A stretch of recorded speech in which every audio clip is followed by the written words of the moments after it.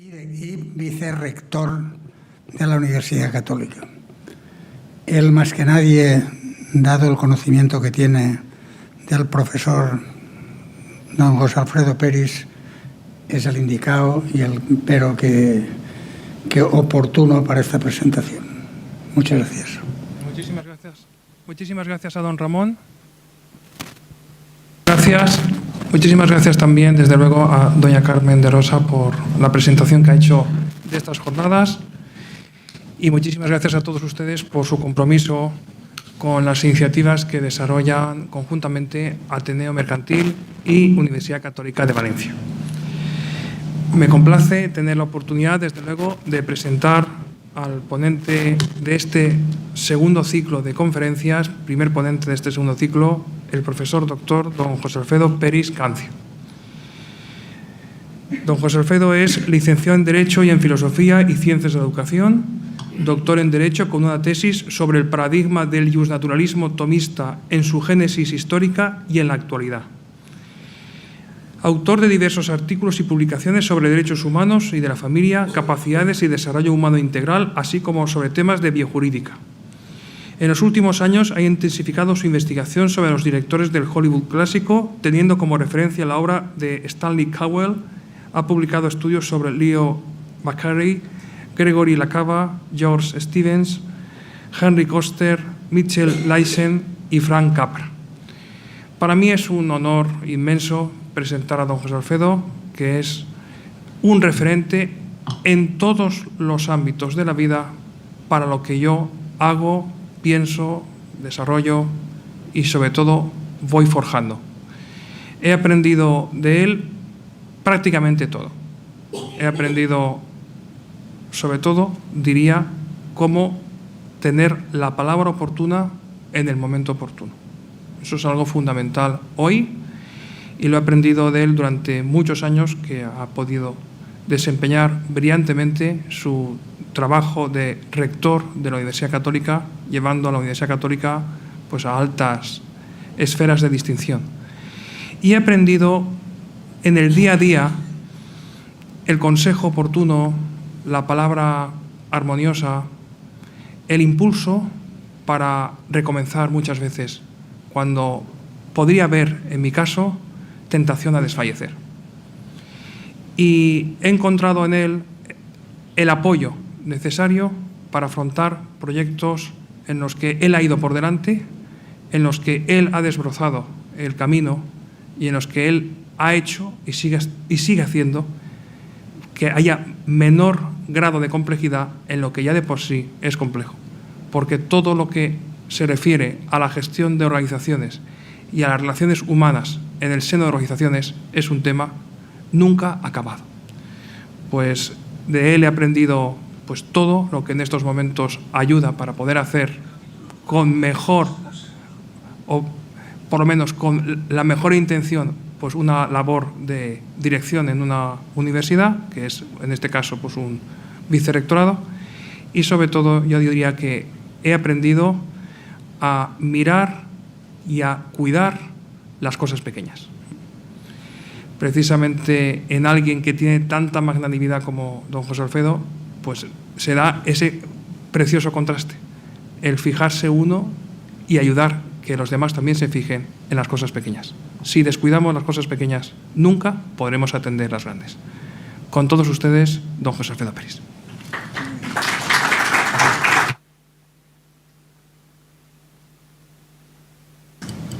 Muchísimas gracias, querido Ginés, vicerrector, decano y sobre todo amigo, como se desprende de tus palabras. Para mí es un privilegio tu amistad y escucharte pues me reconforta y digo, pues ojalá Dios sea como Él lo dice y desde luego que me honro de tu amistad y de tu confianza hacia mí. Dios te lo pague. Muchísimas gracias a don José San Martín, que es el promotor de estas jornadas y también el que un poco me empuja para que venza algunos frenos interiores y me lance a desarrollar actividades de tipo académico, universitario. Muchísimas gracias al Ateneo Mercantil, a doña Carmen de Rosa, a Ramón Domènech, a todo. una inmensa dicha poder estar aquí.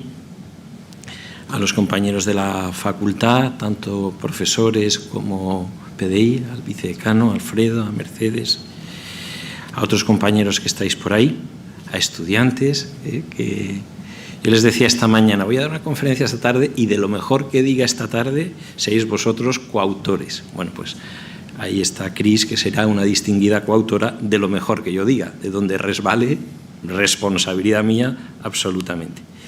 Y muchísimas gracias a todos ustedes que tienen pues la generosidad de decir, pues en vez de hacer muchísimas cosas que se pueden hacer, pues vamos a escuchar cómo defender la filosofía de los derechos humanos hoy. Espero poderles ofrecer algo que cuando salgan, pues digan, pues me he enriquecido un poquito con respecto a cuando entré.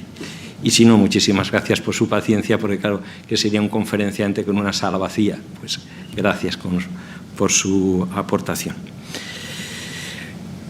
Si comenzara esta conferencia hablando de Abraham Lincoln, bueno, les parecería bien, ¿no? Porque es una figura que todos asociamos a los derechos humanos, ¿no? El que más o el que menos tiene presente que Lincoln fuese el que promovió que se produjera la abolición de la esclavitud de los Estados Unidos y pagó con su vida. Es decir, no fue alguien que vivió eso de una manera ajena a la implicación personal. Pero si yo les dijera o empezara la alusión a Lincoln con la película de John Ford de 1939 de Jan Mr. Lincoln y empezara con las frases que empieza esta película, a lo mejor se quedaban un poco desconcertados. Porque esta película, hermosísima, empieza así. Si Nancy Hanks regresase, la madre de Lincoln, convertida en un fantasma buscando noticias sobre lo que más amó, ella preguntaría primero, ¿dónde está mi hijo? ¿Qué ha sido de Abe? Que era como llamaban a Lincoln. ¿Qué ha hecho? ¿No sabéis de mi hijo? ¿Creció mucho? ¿Se divirtió en la vida? ¿Aprendió a leer? ¿Se trasladó a la ciudad? ¿Conoce su nombre? ¿Progresó en la vida? Es un poema de Rosemary Bennett y la película comienza así. Y ese poema lo contestó, y no aparece en la película, Hugh Silver, y le dice, ¿dónde está mi hijo? Él vive en el corazón de todos. Es una película que quizás muestra con toda la maestría de Ford cómo lo que más le impresionó a él de la figura de Lincoln fue su humanidad. Si ven ustedes la película verán que hay una elipsis preciosa en la cual él tiene una escena de manifestar su amor hacia Anne Radcliffe, lo que sería su prometida, de mostrarle el centro que tiene en su corazón y cómo la ve como la luz de su vida. Y en la escena siguiente vemos cómo él la visita un cementerio nevado y habla con ella como el que sabe que la muerte no es el final, sino un cambio de relación, y habla con ella como para descargar las decisiones vitales más profundas en esa relación de amor que no ha podido ser como él esperaba, pero que no deja de ser.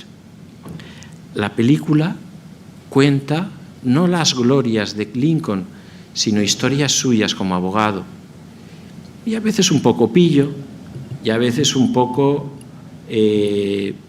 saliéndose de lo que esperaríamos de un personaje ejemplar, pero siempre con una mirada muy profunda para entender a las personas. Particularmente, no se lo hago largo, acaba defendiendo a una familia que se ha visto enredada en un posible caso de asesinato en donde uno de los dos hijos podría haber sido acusado y condenado, y gracias a su perspicacia y gracias a una visión profunda de las cosas, consigue dar con la verdad y consigue liberar a esa familia. Y en esa familia él ve en la madre como una imagen de su madre, en una de las prometidas como una imagen de la mujer que quiso amar y la vida se la llevó.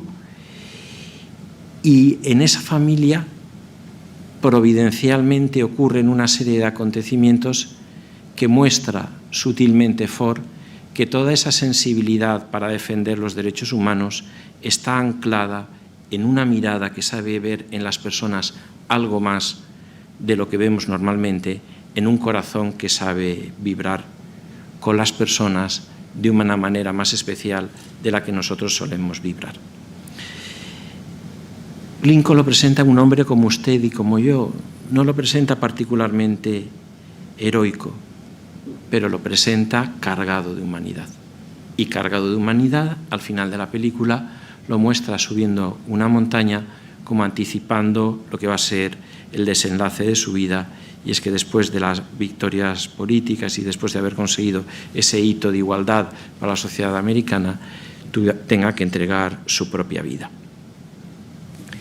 Lincoln, que lucha por los derechos humanos, es capaz de ver en las personas algo más de lo que nosotros vamos viendo. Contraste de esto, año 1948, un director alemán afincado en Francia y en Estados Unidos, Max Ophüls, dirige Letter from an Unknown Woman, Carta de una mujer desconocida, basada en una novela que escribió Stefan Zweig en 1922.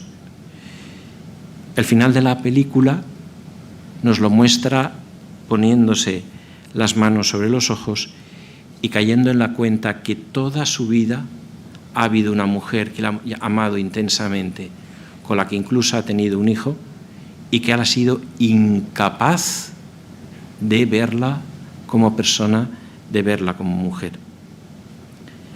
El contraste es que frente a esa visión de alguien que va a entender los derechos humanos porque es capaz de entender y mirar a los otros de una manera distinta, profunda, en toda su dignidad, en medio de su sencillez, contrasta con una subjetividad tan metida en uno mismo. Era un brillante pianista en sus éxitos, en su estética, que no fue capaz de entender, ni de reconocer, ni de valorar el amor de una mujer sencilla, de la madre de su hijo. Contraste de contraste. 4 años después, John Ford dirige y presenta lo que fue la película de su corazón. La pudo realizar, pues, después de decenios de intentarlo y que todo el mundo le dijera, no hagas una película así, que eso no va a tener ningún éxito. The Quiet Man, El hombre tranquilo, en donde otra vez vemos esa polaridad entre un varón y una mujer, pero ya conseguida. Y eso genera clima comunitario, juego, alegría, esperanza, reconciliación, capacidad de superar tristezas, contradicciones, etc. Bueno, después de este periplo, que espero que les haya sido amable, creo que empezarán a pensar que o han venido a la conferencia equivocada, o el título de la conferencia estaba equivocada, o el conferenciante está saliendo por peteneras. Bueno, creo que no, creo que ninguna de las tres. La conferencia es sobre cómo defender la filosofía de los derechos humanos hoy y hacerlo desde una pregunta. No lo vean como una captatio benevolencie. Cualquiera de ustedes podría estar en mi lugar y decir cosas que tienen sentido sobre los derechos humanos. Por eso lo enuncio como una pregunta, porque la filosofía, sobre todo, a lo que nos enseña es a formular buenas preguntas, a plantear las cosas de una manera que puedan dar lugar a buenas respuestas. La necesidad de una filosofía de los derechos humanos es porque en nuestro mundo necesitamos lugares en donde conversar, buscar la verdad, enriquecernos, matizar, aprender los unos de los otros y que no nos sintamos juzgados y que no nos sintamos con consecuencias negativas por ello. o que no nos sintamos clasificados, o que no nos hagamos enemigos. Necesitamos que eso permita hacer un recorrido de amistad. Y yo creo que eso es lo que más hace falta hoy para los derechos humanos. En clase hemos compartido que se pueden explicar los derechos humanos de distintas maneras, desde una visión política, que es la más habitual, como reivindicaciones, como lo que ha estado al origen de muchos procesos revolucionarios. En clase de Derecho, pues como teoría jurídica, sobre los fundamentos del ordenamiento jurídico, de la Constitución. Y sin embargo, propongo, en clase también y ahora ante ustedes, que todo eso no acaba de cumplir su cometido si a la base no hay una filosofía de los derechos humanos, si no hay una reflexión que funde los derechos humanos, si no damos por supuesto que ya lo sabemos y nos dedicamos a reflexionar sobre ellos, si no los hacemos nuestros, si no entendemos el legado de humanidad que tiene. Una filosofía de los derechos humanos podría ser una filosofía aplicada, hay una filosofía general, se aplica en los derechos humanos, o una filosofía especializada, estudiamos los derechos humanos y no nos importa nada más, pero ninguna de las dos son las que propongo. Yo propongo que se haga una filosofía de la experiencia jurídica, del convivir, del coexistir, del que te importen los demás, del que seas agradecido y bendigas con todo lo que has recibido. Si haces una filosofía desde ahí, entiendes lo que son los derechos humanos. Y luego también, aunque sea un poquito académico, se suele decir, pero una filosofía descriptiva o una filosofía normativa. Descriptiva se quedaría poco. Una vez sabemos lo que se le debe al ser humano, evidentemente tenemos que proponer que al ser humano se le trate así. ¿Y cómo se entienden los derechos humanos desde la filosofía de los mismos?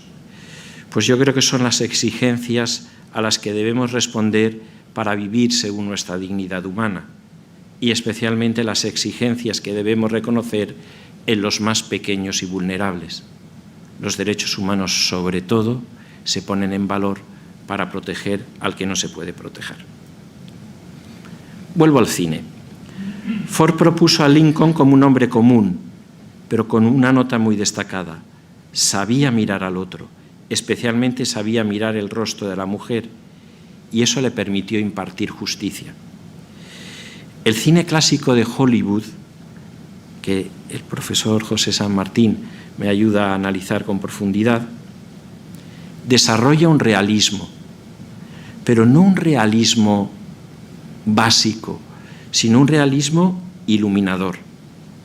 Ver al ser humano no es ver cómo se puede ver esta botella, es ver siempre algo más. Las teorías de André Bazin, del realismo, etcétera, que exultaban ante la posibilidad que tiene la fotografía y el cine, ya no de representar, sino de retratar los objetos y el movimiento, no acabaron de dar con lo que es el cine.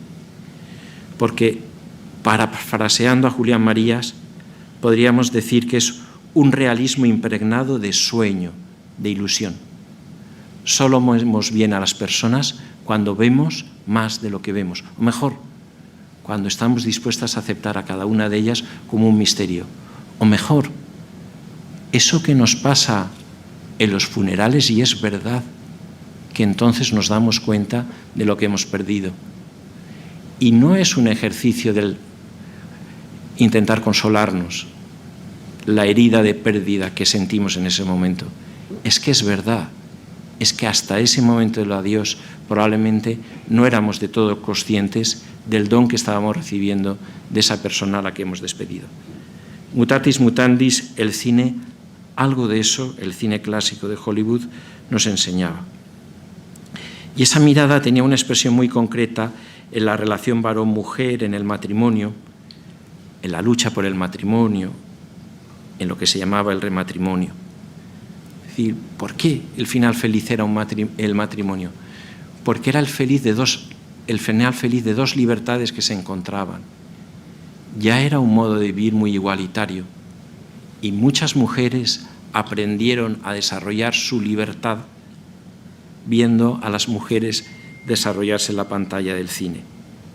El matrimonio aparece como comunidad del don, como un don en la sociedad, como una comunidad solidaria.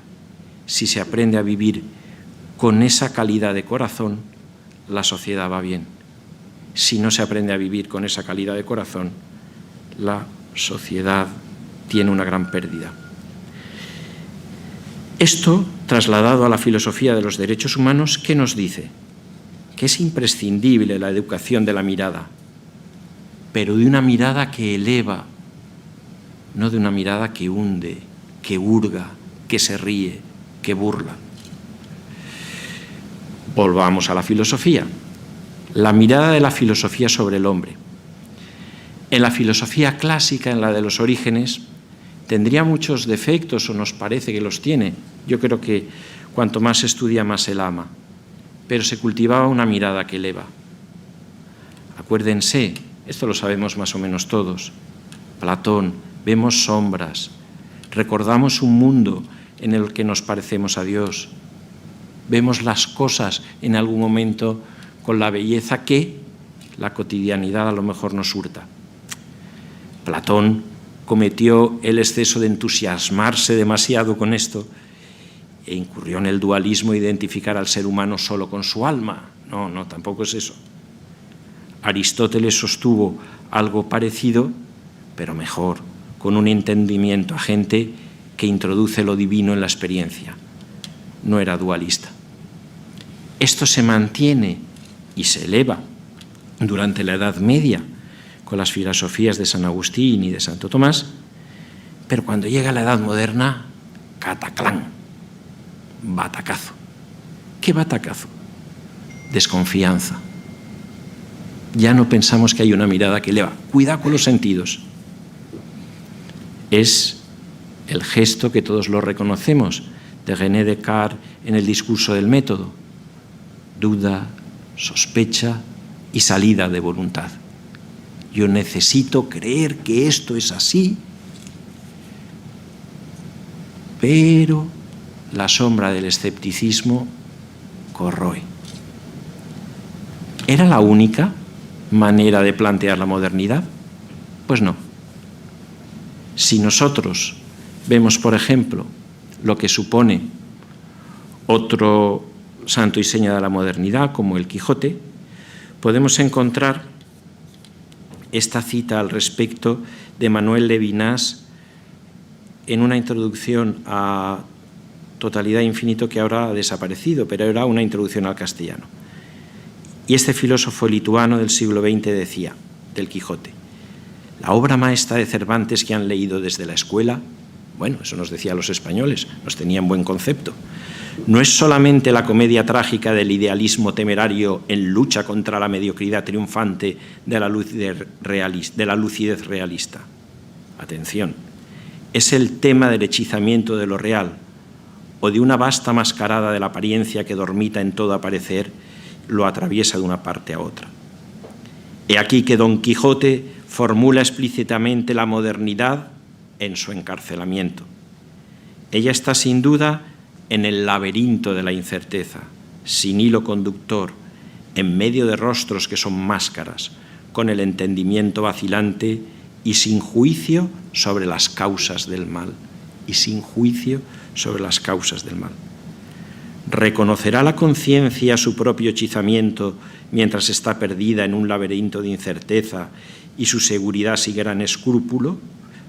Y que su seguridad sin gran escrúpulo se asemeja al embrutecimiento?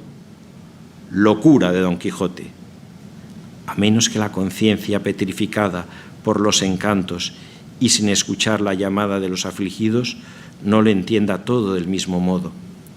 A menos que no exista una sordera capaz de sustraerse a su voz. A menos que la voz de los afligidos sea el deshechizamiento mismo de la ambigüedad en la que se despliega la aparición del ser en cuanto ser.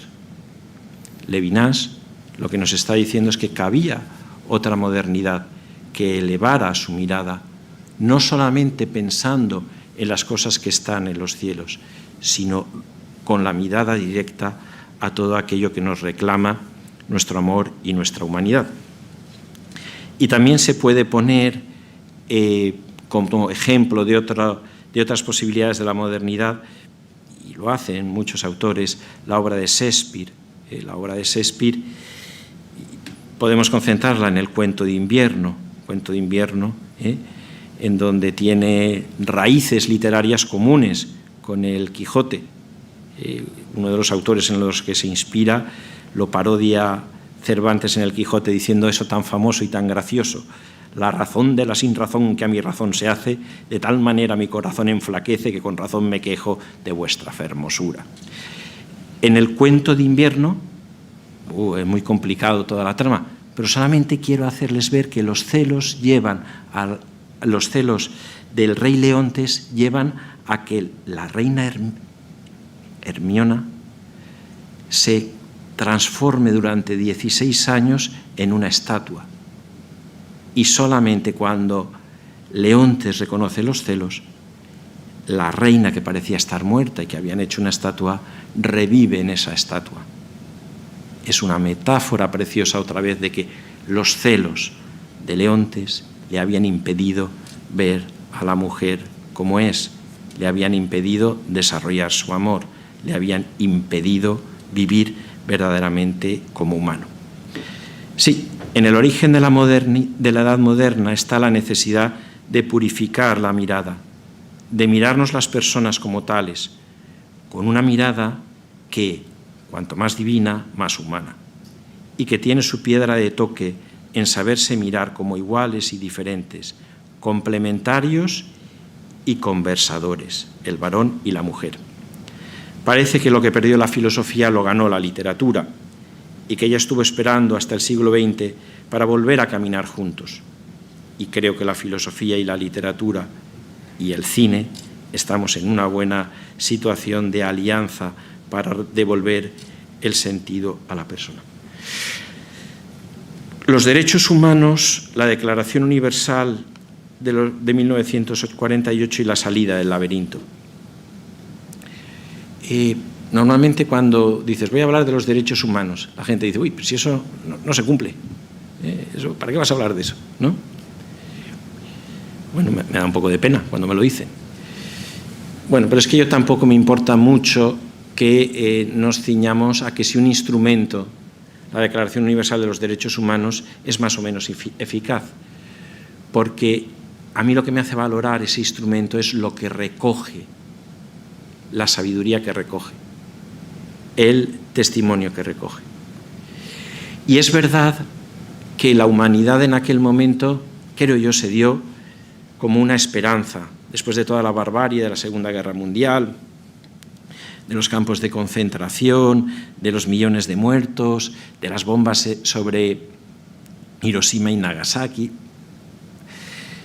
Pues parecía que abríamos un nuevo momento, ¿no? Luego es verdad que el cine también nos ha dado testimonios de reflexión de que duró poco y luego vino Corea, Vietnam y ahora tenemos Siria y ahora tenemos... Decía el cine por Apocalypse Now de Francis Ford Coppola, ¿no? En donde no se puede hacer una radiografía más intensa del horror, ¿no? El otro día leía los comentarios de Eugenio Trías al respecto y es verdad. Entonces, ¿qué? ¿Abandonamos? Decimos, pues no, tampoco esto. No, yo creo que lo que pasa o quedan desacreditados son los atajos para mantener el valor de la declaración. ¿Y cuáles son estos atajos?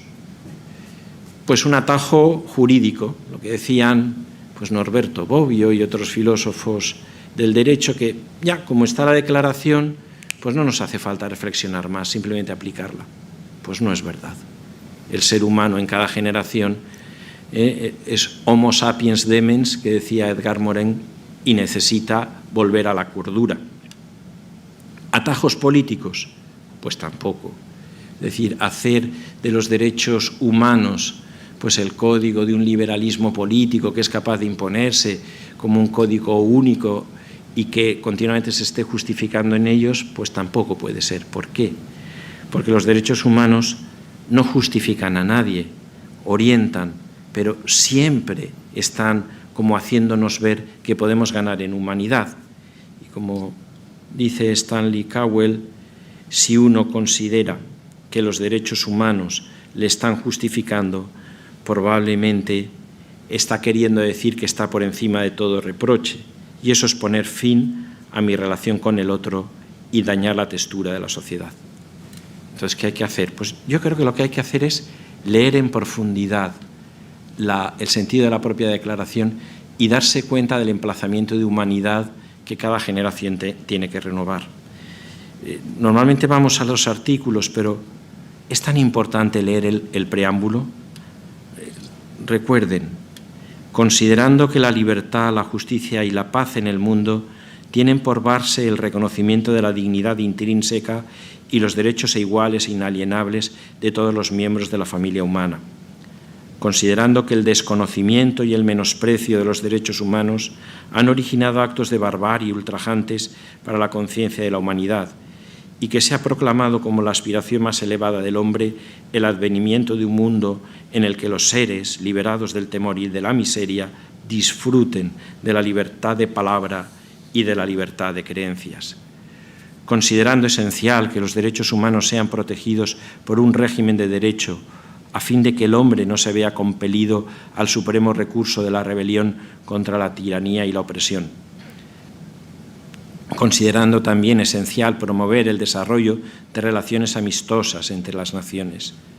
Considerando que los pueblos de las Naciones Unidas han reafirmado en la Carta su fe en los derechos fundamentales del hombre, en la dignidad y el valor de la persona humana y en la igualdad de derechos de hombres y mujeres, y se han declarado resueltos a promover el progreso social y a elevar el nivel de vida dentro de un concepto más amplio de la libertad. Considerando que los Estados miembros se han comprometido a asegurar, en cooperación con la Organización de las Naciones Unidas, el respeto universal y efectivo a los derechos y libertades fundamentales del hombre. Considerando que una concepción común de estos derechos y libertades es de la mayor importancia para el pleno cumplimiento de dicho compromiso, pues yo creo que se trata de un lenguaje profético o cuasi sapiencial. Yo creo que los derechos humanos fueron proclamados de manera tan solemne para que pudieran ser entendidos como una nueva oportunidad de la humanidad para un mundo en continuo riesgo de enloquecer. Y voy a ir terminando. Después que se proclamó la Declaración Universal de los Derechos Humanos, la UNESCO quiso hacer, y lleva tiempo haciendo, una labor de refuerzo cultural, ¿no? De que penetraran los derechos humanos en las distintas culturas. Porque, por cierto, hay una diferencia esencial entre la Declaración Universal de los Derechos Humanos. Es una declaración que se hace en una clave intercultural, intentando congregar culturas y para promover la paz. Es decir, no desde el conflicto, no desde la reivindicación. Pero no me da tiempo a subrayarlo todo. Entre las personas a las que se les pidió opinión, se le pidió a Gandhi. Y Gandhi dio la opinión más cortita y más sabia. Le dice al doctor Julian Huxley, que es el que le manda la carta: como ando constantemente de un lado para el otro, nunca recibo el correo a tiempo, a no ser por su carta Pandit Nehru, en la que se refiere a la que me dirigió a mí, podría no haber recibido la suya. Pero veo que usted ha dado a las personas a quienes se ha dirigido tiempo suficiente para que puedan contestar. Escribo esta en un tren en marcha. Mañana, cuando llegue a Delhi, será copiada a máquina.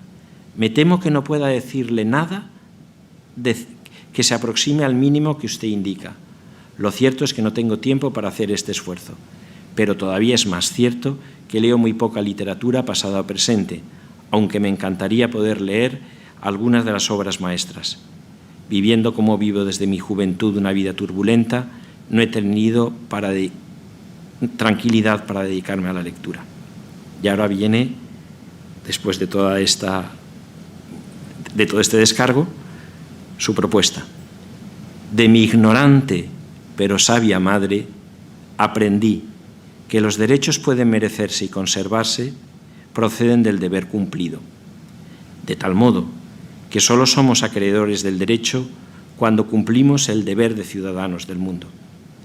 Con esta declaración fundamental, quizás sea fácil definir los deberes del hombre y de la mujer, y relacionar todos los derechos con algún deber correspondiente que ha de cumplirse primero. Todo otro derecho solo será una usurpación por la que no merecerá la pena luchar. Pues ya lo ven, como Lincoln, mi ignorante y sabia madre es la que más le enseñó.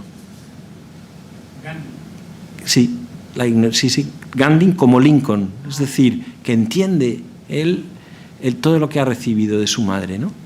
Y encuentra esa sabiduría de la gente sencilla. Deberes del hombre y de la mujer.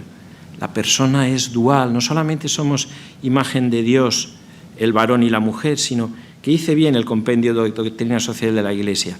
El hombre y la mujer tienen la misma dignidad y son de igual valor, no solo porque ambos en su diversidad son imagen de Dios, sino más profundamente aún porque el dinamismo de reciprocidad que anima el nosotros de la pareja humana es imagen de Dios. Y luego, primacía de los derechos sobre los deberes. Esto conecta con lo que vivimos hace 2 años, del año de la misericordia del Papa Francisco. Las obras de misericordia son un buen fundamento para los derechos humanos. Si verdaderamente estuviéramos preocupados de todo su contenido, tendríamos un sentido más optimista de los derechos humanos. En el fondo, ¿qué tiene que proponer una filosofía de los derechos humanos? Pues algo muy sencillo, la alegría de hacer el bien. ¿Cómo defender entonces la filosofía de los derechos humanos hoy? Pues renovando nuestro argumentario para hacer el bien y poniendo ante nuestros ojos ejemplos de personas que fueron felices, muy felices, haciendo felices a los demás. Seguro que esta afirmación tiene en muchos casos rostro de mujer. Muchas gracias.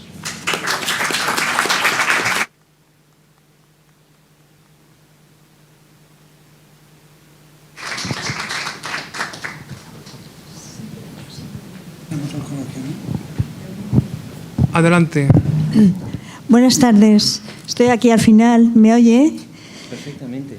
Me presento. Soy María Eugenia Gasco, licenciada en Filosofía en la Universidad de Valencia, y ha sido un placer y un descanso escucharle. Soy partidaria de todo lo que ha dicho. Y le quería preguntar el título de la película porque me la quiero apuntar para verla después de haberle oído. Si no le importa, ahora me lo dice. Sí, claro. No me puede hacer más feliz. Ni lo que me ha dicho, ni la pregunta. No, nada más. Yo pregunta no quiero hacerle, solo que la semana pasada estuve en Washington y estuve en el ya me saldrá, en el Museo de Lincoln, ¿conoce? ¿Ha estado? Bueno, pues es que lo estaba recordando, estaba usted nombrándolo y la repercusión en América del rastro que ha dejado. Y bueno, nada más, simplemente que soy una persona que comulga perfectamente con lo que usted ha dicho en cuanto a dar prioridad e importancia a cada persona. En medio de este mundo que vivimos, que parece que si se estropean los ordenadores, pues fíjese usted con el jaleo este que está pasando, ¿no? Del virus este que está pasando estos días, que hay gente que es que ha perdido el norte, solo porque por si acaso el ordenador se borran los datos. O no sé, o situaciones tremendas que están pasando, algunas dolorosas, otras no tan importantes, pero lo importante en este mundo que vivimos, cotidianamente dar importancia a las personas, a todas, o sea, sin discriminación, ni de clase social, ni de raza, ni de nada, sino por el hecho de ser personas. Eso por un lado. Y por otro, no le voy a hacer ninguna pregunta, solamente he disfrutado de cómo ha sabido materializar, entre comillas, lo que es la filosofía para andar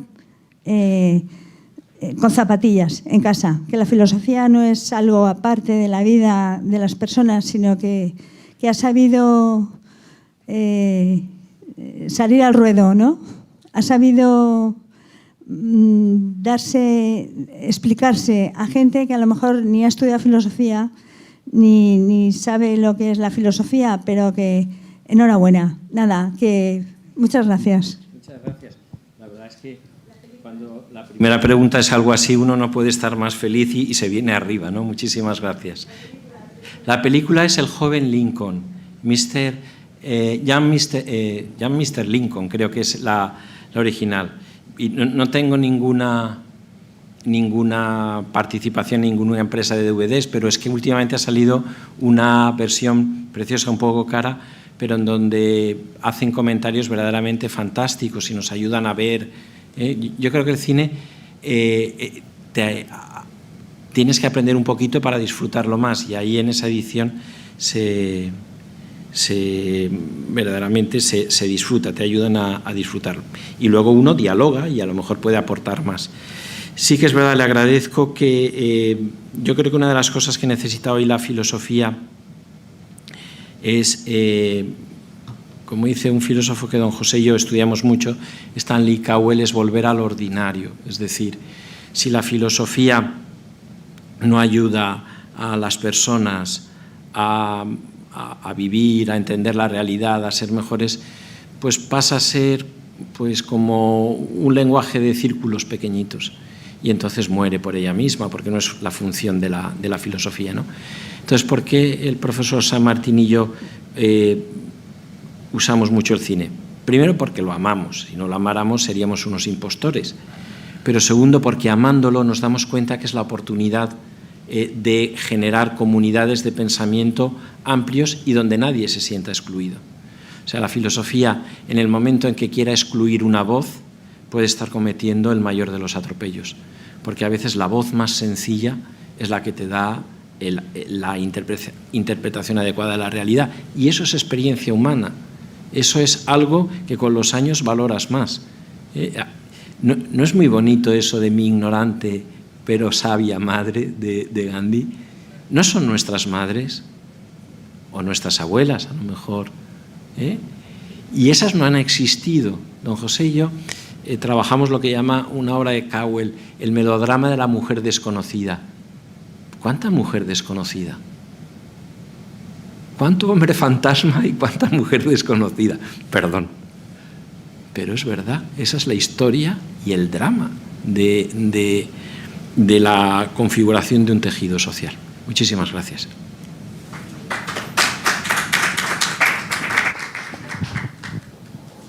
Yo quería señalar mi profesión. Yo soy sociólogo, graduado en Caracas, ¿no?, en la Universidad Central. He trabajado en UNICEF, en Naciones Unidas, buscando la mejora de la vida de los niños de la calle, los niños maltratados. Y he sentido su ponencia como si fuera un poema que lo ha expresado con una voz increíble y que a uno lo ha hecho sentir vibraciones de todo el tiempo que uno estuvo trabajando, toda la vida, en beneficio de la infancia y de los jóvenes en situación de abandono y peligro. Y lo felicito. Muchísimas gracias.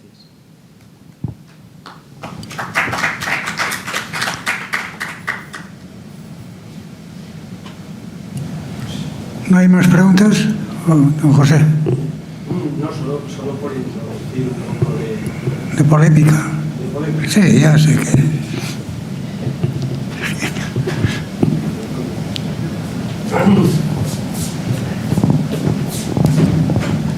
Sí, no iba a tomar la palabra por una razón, porque don José Alfredo y yo coincidimos casi al 100% en nuestras opiniones en casi todo, y en particular en el cine. Aunque él sabe muchísimo cine clásico, que me enseña, yo sé un poquito de cine moderno, no me da ocasión de enseñarle porque también sabe. Pero voy a tomar la palabra por usted, porque ha dicho, soy de Caracas y... Ah, muy bien, ha vivido en Colombia. En Venezuela. Ah, sí. Bueno, pues da igual. Voy a trasladarme a un país cercano al suyo. Y voy a contar una anécdota que a mí me sucedió y a ver cómo cómo se responde. Y es, bueno, yo por una serie de circunstancias en la vida, pues los bajitos tenemos que hacer muchas cosas. Y entonces me vi involucrado en estudios de lo que yo considero que es una máxima muestra de atentado contra los derechos humanos, como es el terrorismo.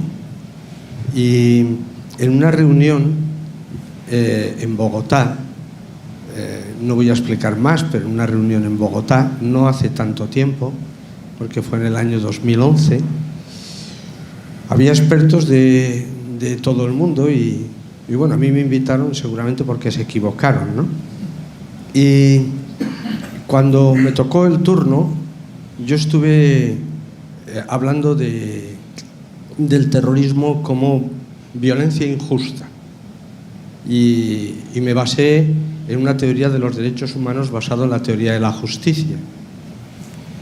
Cuando acabé, que es también lo que ha hecho el profesor José Alfredo, basarse en lo mismo, cuando acabé, varios expertos sudamericanos me dijeron que mi intervención había sido la típica de un europeo, porque los derechos humanos son propia, única y exclusivamente eurocéntricos. Y trasladarlos a Iberoamérica era un gravísimo error, porque la violencia en Iberoamérica, que se podía traducir en atentados, era una violencia justa, ¿no? Entonces, la pregunta era exactamente esa. ¿Es verdad que los derechos humanos son eurocéntricos, que son una preocupación europea ligada, bueno, como la herencia, ¿no?, póstuma de la Ilustración y que solamente sirven para nosotros, o hay una base diferente sobre la que podríamos justificar los derechos humanos en su alcance universal? Yo tengo clara la respuesta, ¿eh? Te agradezco mucho la respuesta, maestro. Vamos a ver, yo creo que sí que hay interpretaciones occidentales de los derechos humanos que son reductivas, que no cuentan con la experiencia de otros contextos, de otras culturas, de otras sensibilidades, y en ese sentido sí que puede haber quien tenga una cierta predisposición a rechazar los derechos humanos. Pero como tales, los derechos humanos son una convocatoria de humanidad y, por tanto, como tal convocatoria de humanidad puede ser expresada con una pluralidad de códigos culturales, ¿no? Pero hay alguna experiencia compartida, ¿no?, en los derechos humanos, y una es la de la erradicación de la violencia.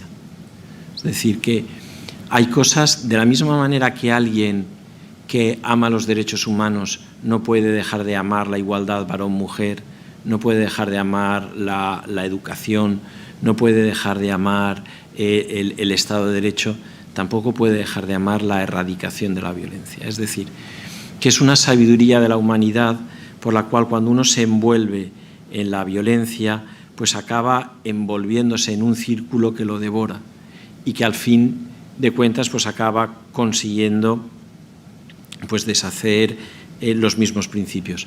Es verdad que lo he leído en el preámbulo, es decir, que no se hace de una manera absoluta, puede haber algunos supuestos en donde la rebelión esté justificada y puede haber algunos supuestos en donde uno no tiene por qué transigir con todo ese tipo de justicia, pero que tiene que ser al final y que tiene que ser, sino que da otro remedio. Y nunca, en ningún caso, bajo ninguna circunstancia, sin ningún atenuante, el terrorismo podría estar incluido en esa acción legítima de resistencia a la autoridad. El terrorismo siempre es perverso desde que empieza en la mente de alguien que se le ocurre masacrar a una persona para conseguir lo que sea, por justo que pueda parecer. Allí donde empieza el terrorismo, acaban los derechos humanos. Por eso es un lenguaje contaminante con el que nunca se puede ni pactar, ni negociar, ni trapichear.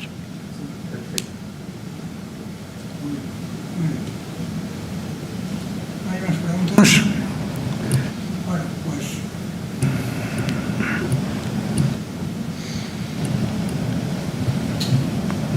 muchas gracias, José Alfredo, por esta magnífica digo magnífica conferencia, tanto en el contenido como en la forma de exponer, que ha sido casi un poema, como decía, y de una calidez impresionante, aparte de la parte reflexiva que a todos nos has hecho tener. Muchas gracias, Ginés, porque una vez más nos has querido acompañar, ya son muchas, lo cual indica pues lo a gusto que te puedes encontrar aquí y con tus compañeros. Y muchas gracias a todos ustedes que han querido asistir a estas conferencias, que yo siempre digo que son, bueno, a veces incluso en el título pueden parecer muy ácidas, pueden parecer, bueno, pues muy dificultosas, pero sin embargo, como se ha visto hoy, pueden ser también muy beneficiosas y muy agradables incluso el tiempo que se está reflexionando sobre ellas. Nada más, muchas gracias a todos y esperamos que las próximas conferencias que será el día 23 de mayo, tenemos una conferencia que se llamará Una reflexión sobre el último siglo, muy interesante, también dado por un gran conferenciante como es don Federico Martínez Roda. Muchas gracias y buenas noches.